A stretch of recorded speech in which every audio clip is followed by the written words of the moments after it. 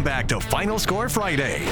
Sponsored by Bojangles, Loyalty Automotive, and Richmond Pediatric Dentistry and Orthodontics.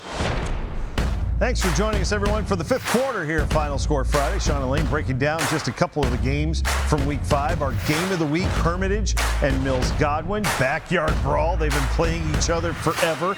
We're starting to get dried out. Just a little bit. From tonight. It wasn't as bad as it could have been, or a lot as bad as, some people might allegedly believe.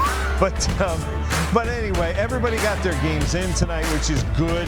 So now they all have a full week to get ready for next week. But this game of the week was interesting because Earl Kinney went back to face his former student, his former player that he coached with. He was on his staff last year. And was on his staff last year. And he brought Godwin back to Hermitage. They're off to their best start in 23 years. But tonight, the competition stepped up a little bit. They have trouble playing Hermitage at Chester Frisk. For whatever reason, they had lost 8 straight before Friday night on the road in this series. Earl Winston had a couple of touchdowns in the game for Hermitage. And the defense, they gave up 1 late touchdown in the fourth quarter, but the majority of the game, that front 7 of Hermitage did a good job of stymieing Mills Godwin's offense and made them really one-dimensional late in the game, and they were able to pull off the victory, giving Mills Godwin their first loss of the season. Coach Jean-Pierre knew it was going to be emotional. They played to their emotions, was able to get the victory. They've won 3 in a row since their Week 1 loss, or Week 0 loss to Oscar Smith. Now, in the rain tonight, how much did you see a lot of turnovers? Were they having trouble hanging onto the ball? Because they don't play in these conditions all that often. They don't. There weren't a lot of turnovers. The 1 interception might have something to do with the rain.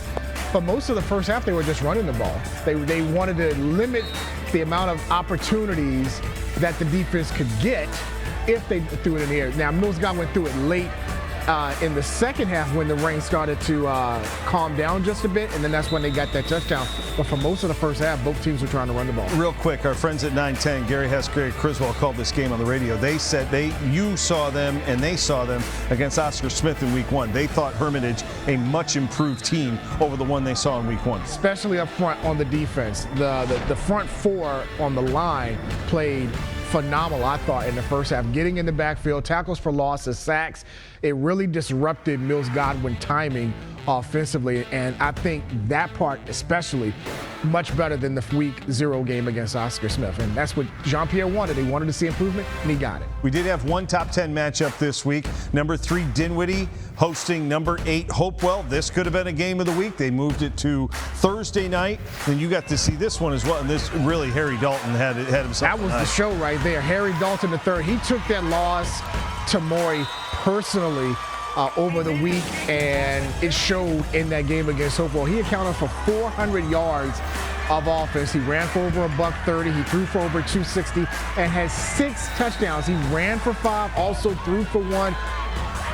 It was Harry Dalton. This was the Harry Dalton we saw last year as the Class 4 State Player of the Year, taking over the ball game, and it was a very impressive showing, bouncing back from that loss to Maury a week ago, getting a 50-22 win. And Dinwiddie now improving to 3-2, and they get a big one next week against Thomas Dale, who has had a rough week. Thomas Dale lost starting quarterback Ethan Minter earlier this week for the season due to an injury. He was there tonight. He's going to be like a quarterback coach.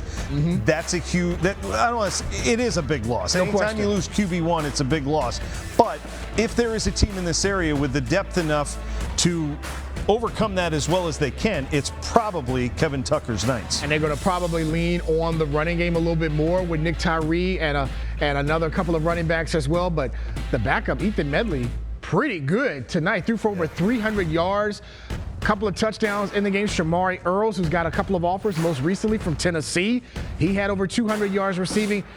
This was they were able to do. They bounced back. They got this game under his belt. Speaking of Ethan Medley, got the game under his belt before Dinwiddie next Friday. Right. Nice performance for Thomas Dale to take care of Prince George to remain undefeated before a big one, because in the back of their mind, they may be thinking about last year. Both teams 9-0. Dale goes to Dinwiddie, gives up 63 points. That might be in the back of their mind when they go back to the pit this coming week. And real quick, we've been talking about the private schools, about how great they've gotten off to a really good start collectively as a group.